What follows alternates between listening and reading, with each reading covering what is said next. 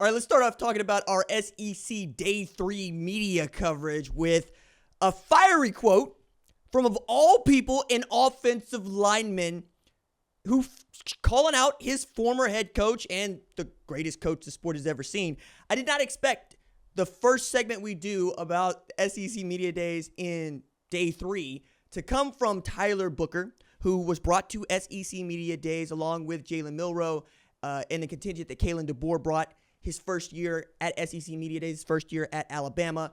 Plan to do another segment just talking about the similarities between Kalen DeBoer and other head coaches who have got into this position before of a great program that they have to steward and standard into the next era of great college football, because the fan base is not going to give you a whole lot of room to be sorry when they're used to being good. And Alabama is very, very used to being good. Matter of fact, we might say that Alabama has been used to being good for the better part of damn near 20 years at this point, right? It's 2007, Saban gets in there, and all they've done is win football games and more national championships than any other program in the sport during that time. In the sport's toughest league, 13 of the last 20 national champions come out of the SEC, and it's gotten just a little bit tougher and deeper with the additions of Oklahoma and Texas. One of the reasons why it's been interesting to see Nick Saban's foray into being a media member in his 70s.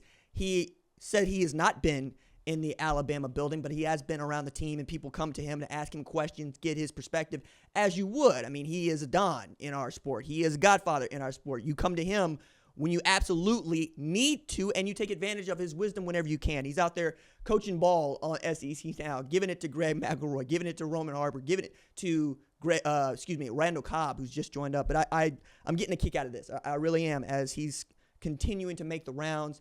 One day, hopefully, he'll do this show, which would be a joy for me, because I hold Nick Saban in a regard that I've gushed about before. But Nick Saban is one of my favorite people in the sport. He is the person that put LSU on the good foot simply by recruiting the hell out of Louisiana. And now everybody knows LSU as a juggernaut. But a lot of that is, I would say all of that is because of what he did when he first got there in 2000, had them win his first national championship in 2003. And he's continued to just be that kind of guy everywhere he goes. But the quote that was given that made such hay, I love it because it is Tyler Booker, as some of the ladies like to say, speaking his truth, right? Letting you know what he believes and why he believes it. Also where his love and spirit comes from. And you not going to bring me down, devil. I go to church. You know what I'm saying? There's a lot of that. There's also this bit around Alabama and Georgia, for that instance, where people are not as all in on them as we've been in years past. Like it used to be, you're going to pencil in Alabama as your SEC champion and make the college football playoff. And lately it's been, you're going to pencil in Georgia as your SEC champion and making the college football playoff. Never mind that both of those programs ended up in the SEC championship last year. A lot of the conversation is about what Alabama didn't do and what Georgia didn't do in 2023. Even as Jalen Milroe has the capacity to be the kind of player that Jaden Daniels was. He is the most talented quarterback that Kalen DeBoer has ever had. And he's got an offensive line that's getting some help back, right? Like Caden Proctor's coming back to join Tyler Booker and others. I don't really think losing Seth Snaps McLaughlin to Ohio State is going to hurt that much, because you got to be able to snap the football as a center, and he couldn't always do that with Jalen Milroe under center.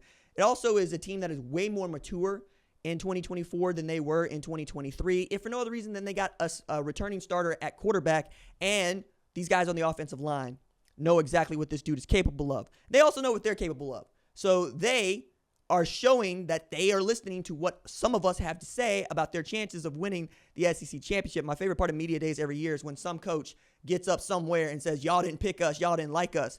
Yeah, dog, it's because we can look at a box score. We can look at a win-loss record. We're not telling any lies out here. We're showing you the black and white of what you did over the course of history. And we are making predictions based on that history. Well, nobody knows nothing. Yeah, but we talking, right? And since we talking, we're going to give you an opinion. And we're going to tell you what we think based on what we know, okay? That is subject to change, and usually does, right? The injury rate in college football is 100%, okay? Somebody is going to get hurt. You know what else is going to happen? Somebody in this sport is going to lose. That's just what's going to happen, right? It's about how many of those games you do lose, how many of those games you do win, and how healthy you are at the end. But Tyler Booker was asked by Alex Scarborough over 247 about how he felt about Nick Saban predicting that Alabama might make the SEC title game. Might not make the SEC title game. He said, and I quote, "He's always used to say, don't let some guy that lives in their mom's basement determine how you feel. So I'm not going to let some guy who plays golf all day determine how I feel," end quote. Whoo, boy. That's what we're doing now. Okay. All right. See, this is what happens when a coach can't lord over you a scholarship. Because this is the other thing that I love about the transfer portal, and what I love about name, image, and likeness is you're giving the players more opportunities to have choice, but also more opportunities to tell you what they really feel, because there are more avenues to exit without losing much, right? Coaches have to come treat you a little bit more fairly and a little bit more honestly before they can tear you apart. The reason that Nick Saban was such a great coach is because he had built a rapport with his players that allowed for him to coach them hard. It's that thing we say about take the coaching, right? Take the coaching is a one-way street. Take the coaching is he's going to tell me what he thinks, and I got to do it with no questions asked. I don't work well that way. I don't know a lot of smart people that work that well that way, because smart people ask why. You need to know why you're doing something. You need to know what result is expected of you. You need to know why this process is the best reason to get that result. You have to be patient with players. I often say this because, again, my training is that of a journalist. I'm curious about people. I'm a writer. I'm curious about people. I'm a teacher. I'm curious about people. Means that it is incumbent upon me to get to know you as a teacher, as a mentor, as a journalist. It's not necessarily incumbent upon you to know me. Now, I always appreciate it when people do, right? And I've made it part of my gig to really understand what people like and why they like it, because I want to do this job, right? Which means being an elite communicator. If I am misunderstood, I got to take that as on me, right? It's Stan Van Gundy in the 2008 Eastern Conference Finals when he drew up a play for the Orlando Magic to stop LeBron James making that game-winning shot. LeBron still made the shot. Stan Van Gundy was told after the fact, it's like, look, man, you made the right play call. You drew up the right defense. It's the one that should have worked. To which Stan Van Gundy said, but he didn't, so it's a bad play call. Period. The result that we desired, we did not get. Doesn't matter what the play call was or how well you think it matched up.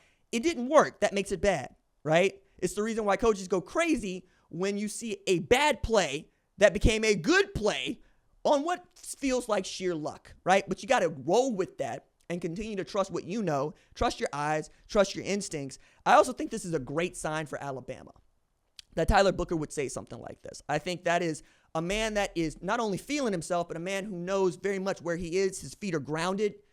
He understands what it means to be a starting offensive lineman at the University of Alabama in this day and age. He also understands enough about Coach Saban to be able to say that and know that Coach Saban's going to giggle about it, maybe give him some stuff, behind closed doors. But these are the kind of players that Nick Saban raised and recruited. This is very much still his team. Even as we got the portal opening up, taking a bunch of those players away, you have a lot of guys that really love him and want to do well for him. And they loved being recruited by him, and they understand the privilege that is. I think Coach Saban is getting used to being an analyst, which means that, now you're going to hear it from everybody, because that's what it means, right? It means that you're no longer just Alabama's in the way that I'm no longer just Oklahoma's, right? You were here yesterday to see my takes on Oklahoma and the SEC. I appreciate the love that was shown in that as we're marching toward 100,000 subscribers. And please subscribe to the channel, right? I can see the analytics, 65% of y'all ain't even subscribed to the channel. Just do me that favor. Get us to 100,000 subscribers so I can get my national championship trophy, okay? That said, I talk about the sport. I cover the sport, and I talk about it straight up and down, right? I don't want to nudge or not nudge. I don't want to dodge any of this. I want to accept it, and I want to roll with it. I want to continue to have this conversation with you. And I think Coach Saban wants to continue to have the conversation as he's getting not just away from SEC Media Days, but to College Game Day, which is an enormously large audience where a lot of people are going to be listening to what he has to say, and a lot of people are going to agree with it. A lot of people are going to disagree with it. But either way, I think we're in a good spot.